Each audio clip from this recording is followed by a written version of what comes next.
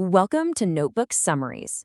Today, we're diving into the epic, and I mean often brutal, 1100-year story of Iceland.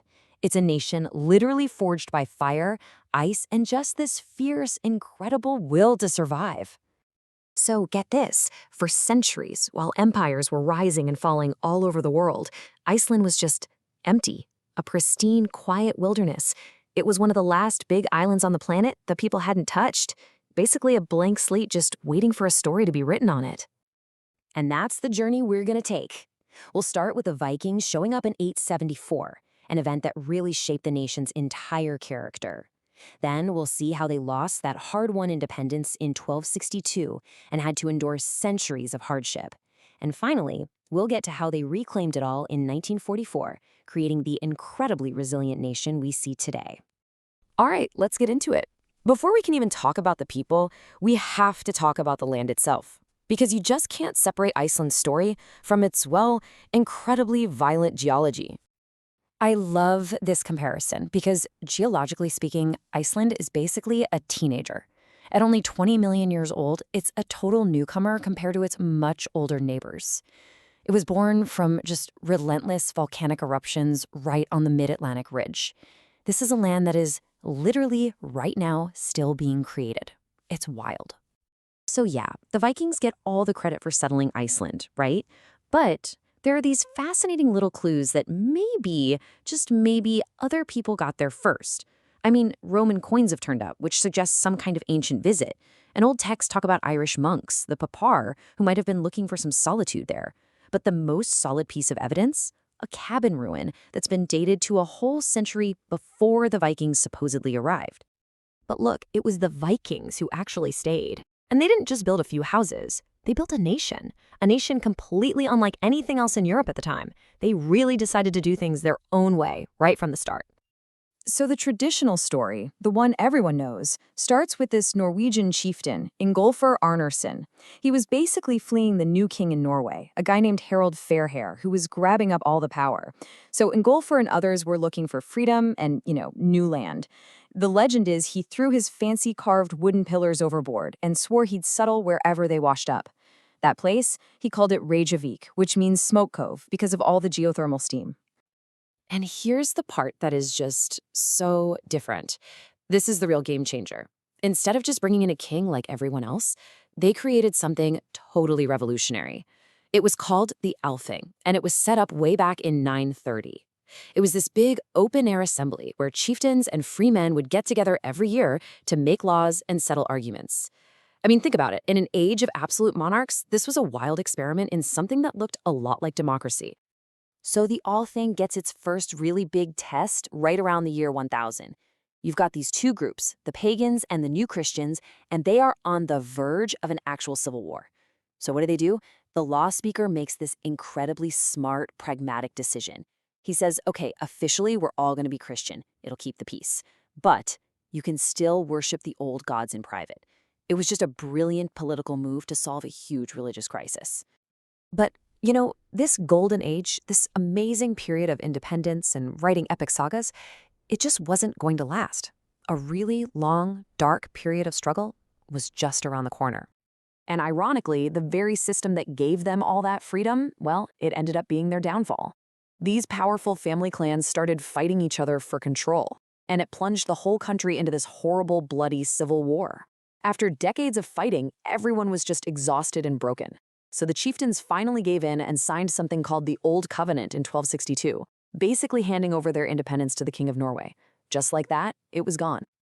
And if losing their independence wasn't bad enough, what came next was just a perfect storm. It was this terrible combination of climate change, foreign oppression, and one natural disaster after another that would push the Icelandic people to the absolute brink. These crises just piled on top of each other. First, the climate got colder. This little ice age, which made growing food almost impossible. Then, the Black Death showed up and just wiped out a huge chunk of the population. And on top of all that, the new Danish rulers slapped this brutal trade monopoly on them, basically strangling their economy for 200 years by saying they could only trade with Denmark. It was crushing. And then came the ultimate catastrophe. In 1783, the Laki volcano erupted. It didn't just spew ash, it spewed this poisonous gas that killed off most of the livestock on the entire island. The famine that followed was so bad, they called it the mist hardships, and it killed a full 25% of the entire population. Just let that sink in for a moment. And yet, somehow, out of the depths of this centuries-long winter, these little seeds of independence started to grow. And a really unique opportunity, well, it came out of the chaos of a world at war. So you've got these ideas of nationalism sweeping across Europe, and they finally reached Iceland. A guy named Jón Sigurdsson became the leader of this new independence movement. And through his constant campaigning, he started winning things back from Denmark, step by step. They got the Althing back, they got a constitution, and then, finally, in 1918, they became a sovereign state. They were almost there. Independent, but they still technically shared a king with the Danes. And this is where things get really interesting, because Iceland navigated World War II with just incredible political savvy. Check this out. First, Nazi Germany occupies Denmark, which cuts Iceland's ties. So Iceland says, okay, we'll handle our own foreign policy for now. Then, the British peacefully occupy the island to keep the Nazis out. A year later, they hand over defense to the US. So with Denmark completely out of the picture and the world in chaos, Iceland seized its moment. They held a vote, and on June 17, 1944, they declared themselves a fully independent republic. Done. Okay, so they're independent. Now what? Well, their next big challenge was just economic survival. Their entire economy was built on one single thing: fish. And that dependence led to some really unique and surprisingly tense conflicts. They were called the Cod Wars. And it was basically Iceland, this tiny little nation with no real army or navy, just deciding on its own to expand its fishing limits. First to 4 miles, then 12, then 50, and finally all the way out to 200 miles. And this put them in direct conflict with the massive British Royal Navy. We're talking tense standoffs, boats ramming each other, all out there in the North Atlantic. But here's the thing. It wasn't really just about fish. Iceland had a secret weapon, and it wasn't their little Coast Guard ships. It was their location. Smack in the middle of the Cold War, they knew how important their island was to the US and NATO. So every time things got heated, they'd threaten to kick out the American military base or just leave NATO altogether. In that huge geopolitical chess game, Iceland's location was their queen, and they played that card perfectly to win every single one of the Cod Wars. And you see this theme again and again, right? This incredible resilience, this knack for turning a really tough situation into an advantage. And that story continues right into our own time, with Iceland facing a whole new and very different kind of crisis. So after Iceland joined the European Economic Area, its economy just exploded. Their banks got huge. I mean, way, way bigger than the country's entire economy. But in 2008, the whole thing came crashing down. It was one of the worst financial collapses any country has ever gone through. And then, as if on cue, just as they were starting to recover, the Eyjafjallajökull volcano erupted, shutting down air travel across Europe and reminding everybody of the raw power that's always bubbling just beneath the surface there.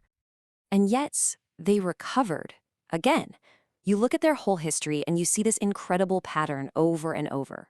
They face these threats that seem like they could end everything: a volcano, a foreign king, a global recession, and they always find a way to not just survive, but to come out of it stronger.